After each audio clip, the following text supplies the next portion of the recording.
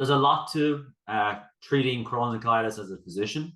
There's a lot of pieces to it that you appreciate from the patient's perspective.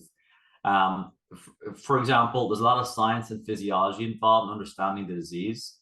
When I started off, it was really just about inflammation. And then the last 10 years were lots about the microbiome, right? So it's really evolved and it's constantly changing.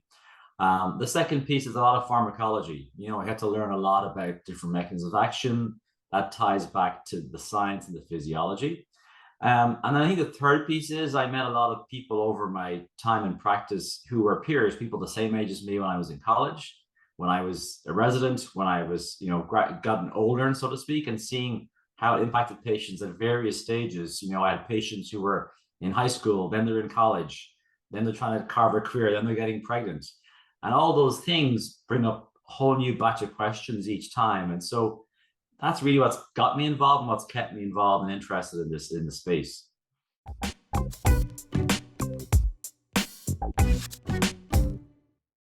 Absolutely. I mean, I'm seeing patients now who are on their second or third children who I met when they were in college, right? And that's almost like being part of the family in some respect. And seeing the struggles, seeing the high points and the low points, it's very much you're tied into their life and their career as they get older.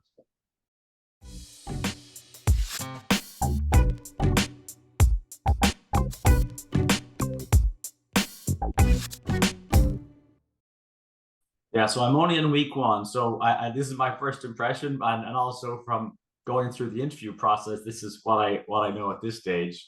I think the main piece that I think may be unusual or different for people is it has three arms. It's the science piece and the research piece. Obviously, we fund lots of research and have for many, many years, making a big impact on what's approved in the field.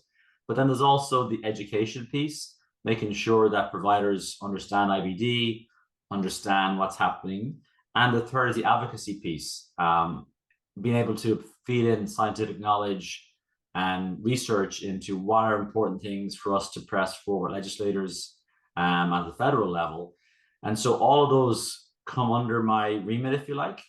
And so it's been important for me to understand, okay, the science and the clinical practice, obviously I get.